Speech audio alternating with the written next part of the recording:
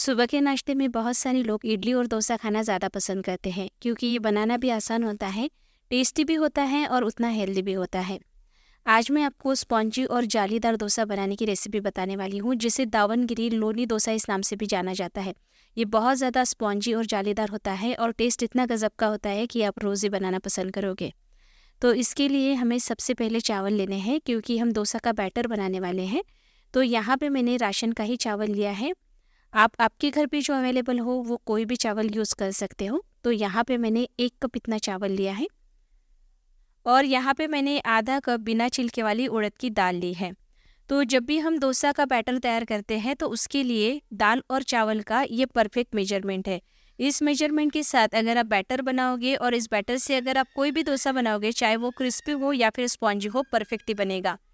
तो दाल चावल को मैंने अच्छे से मिला लिया है। अब इसे 2 से 3 बार हमें पानी से अच्छे से धो लेना है। तो जो राशन का चावल होता है ना, उसमें धूल मिट्टी ज़्यादा लगी होती है। तो ध्यान रखिए, अगर राशन का चावल यूज़ कर रहे हो तो उसे 2 से 3 बार अच्छे से पानी से धो लेना है। और इसके बाद आप इसे 8 से 10 घंटे के लिए भिगोने के लिए रख दीजिए। उसके बाद हम इसे पीस लेंगे। तो यहाँ पे मैं ढक के इसे 8 से 10 घंटे के लिए छोड़ देती हूँ। तो 8 से 10 घंटे हो गए हैं, देख सकते हो आप दाल चावल अच्छे से भीग गए हैं। अब पीसने से पहले या तो आप इसमें जो एक्स्ट्रा पानी है उसे निकाल दीजिए, क्योंकि इतने पानी की हमें ज़रूरत नहीं। तो मैंने जो चम्मच लिया है ना, तो इसे छेद है तो ये सारा पानी इसमें से निकल जाएगा।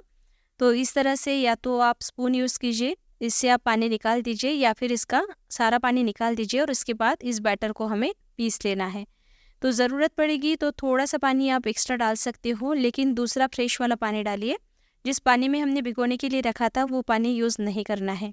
तो इसमें मैंने दूसरा वाला पानी डाला है और इसे एकदम महीन पीसना है, मतलब बिल्कुल पेस्ट हो जानी चाहिए। इसमें दरदरापन बिल्कुल भी नहीं रहना चाहिए, इस बात का ज़रूर से ध्यान रखिए। तभी इसका जो भी आप डोसा बनाओगे, चाहे वो क्रिस्पी हो या फिर स्पॉन्जी डोसा हो, वो परफेक्ट बनाने के लिए बैटर का अच्छे से पीसना बहुत ज़रूरी होता है। तो इसे बिल्कुल महीन पीसना है, पेस्ट हो जानी चाहिए, बिल्कुल भी दरदरापन इसमें नहीं होना चाहिए। तो देख सकती हो, मैं आपको टेक्सचर दिखा रही हूँ।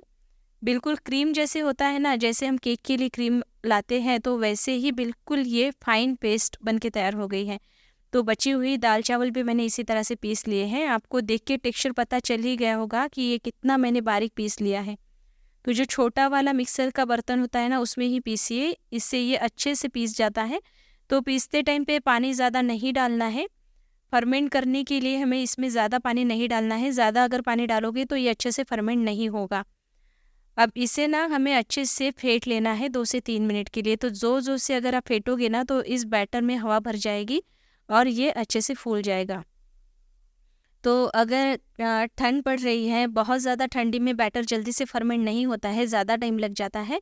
तो इसके साइड में आप गर्म पानी का ग्लास भी रख सकते हो, या फिर किसी बर्तन में पानी गर्म करके ढक के साइड में रख दीजिए। तो उस गर्मी से भी बैटर जल्दी से फर्मेंट हो जाता है।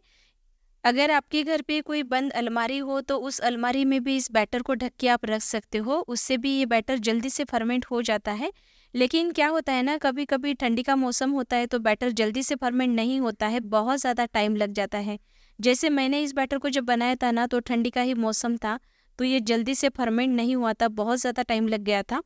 तो इस बैटर को ढक के हवा में 8 से 10 घंटे के लिए फर्मेंट कर लेना है। तो जो ट्रिक मैंने बताई है वो आप यूज़ करके देखिए, उससे बैटर जल्दी से फर्मेंट हो जाता है। तो यहाँ पे बैटर आप देख सकते हो, जैसे मैंने आपको बताया था, थोड़ा ठंडी का मौसम था तो बैटर जल्दी फर्मेंट नहीं हुआ। मैंने इसे 8 घंटे के लिए फर्मेंट किया था। अगर और 2 घंटे रखती तो ये अच्छे से फर्मेंट हो जाता था, लेकिन आप देख सकते हो अच्छे से फूल गया है और जाली भी इसमें पड़ गई है। बहुत ज़्यादा जाली नहीं पड़ी है, लेकिन आप इसका टेक्सचर देख सकते हो, ये अच्छे से फूल गया है। जैसे बेकिंग सोडा डालने के बाद फूलता है ना, वैसे ही फूल गया है। तो चलिए फटाफट से इस दावनगिरी डोसा को कैसे बनाया जाता है वो देख लेते हैं। तो आपको कितने डोसे बनाने हैं उस हिसाब से आपको बैटर दूसरे बर्तन में निकाल लेना है। इसमें नमक और थोड़ा सा पानी डाल के इसे पतला कर लेना है। तो इसकी कंसिस्टेंसी मैं आपको दिखा रही हूँ, इस तरह की कंसिस्टेंसी होनी चाहिए। तो ज़्यादा पतली भी नहीं है और गाढ़ी भी नहीं है, क्योंकि हम इसका जालीदार डोसा बना रहे हैं। जब भी हम इस बैटर को फैलाएंगे तो इसमें जाली पड़नी चाहिए। तो ये परफेक्ट कंसिस्टेंसी है। अब डोसे को परफेक्ट बनाने के लिए आपको एक और बात का ध्यान रखना है। तवा जो है वो अच्छे से गर्म होना चाहिए, मतलब जब भी आप इस पे पानी डालोगे तो छींटे उड़नी चाहिए। तो ये तवे का परफेक्ट टेम्परेचर होता है। तवा अगर अच्छे से गर्म नहीं होगा, मतलब ज़्यादा गर्म होगा या फिर ज़्यादा ठंडा होगा, तो इस डोसे पे ना जाली अच्छे से नहीं पड़ पाती है। तो आपको तवे की टेम्परेचर को इस तरह से टेस्ट करना है और जब भी आप बैटर फैलाएं तो गैस की फ्लेम को बिल्कुल लो कर देना है। तो यहाँ पे मैंने 2 चम्मच इतना बैटर डाला है और हल्के से इसको फैला दिया है, बहुत ज़्यादा नहीं फैलाना है। जैसे हम क्रिस्पी डोसा को फैलाते हैं ना, उस तरह से नहीं फैलाना है, हल्का सा मैंने फैला दिया है और देख सकते हो आप अच्छे से जाली पड़ गई है। तो बैटर जो है ना अच्छे से फर्मेंट होगा तो इसमें जाली भी अच्छे से पड़ जाएगी। तो 2 से 3 मिनट के लिए मैंने ऐसे ही इसे छोड़ दिया था। गैस को मैंने मीडियम फ्लेम पे रखा था। जब ऊपर की साइड पूरी तरह से ड्राई हो जाएगी तो मैंने यहाँ पे लोनी लगाया है। तो लोनी जिसे हम मक्खन बोलते हैं हिंदी में या फिर मराठी में लोनी बोला जाता है। तो इस डोसे का नाम दावनगिरी लोनी डोसा ऐसा है। तो ये डोसे को लोनी मतलब मक्खन लगा के बनाया जाता है। तो इसका टेस्ट जो होता है ना बाकी डोसे से काफ़ी अलग होता है और बहुत ज़्यादा टेस्टी और हेल्दी भी होता है। तो आप देख सकते हो हल्का सा जब कलर आ जाए ना तो इसे निकाल देना है। तो इसका जो कलर होता है ना बहुत ज़्यादा डार्क या फिर ब्राउन नहीं होता है और ये डोसा पीछे से जो है ना क्रिस्पी होता है और अंदर से बिल्कुल नरम मुलायम होता है। मुंह में डालते ही घुल जाएगा, इतना इसका गजब का टेस्ट होता है। ज़रूर बना के देखिए। इस डोसा को आप रेगुलर साउथ इंडियन चटनी के साथ सर्व कर सकते हो। रेसिपी आपको कैसी लगी मुझे कमेंट करके ज़रूर बताइए। पसंद आई होगी तो लाइक करके शेयर ज़रूर कीजिएगा। जल्दी मिलते हैं, तब तक के लिए धन्यवाद।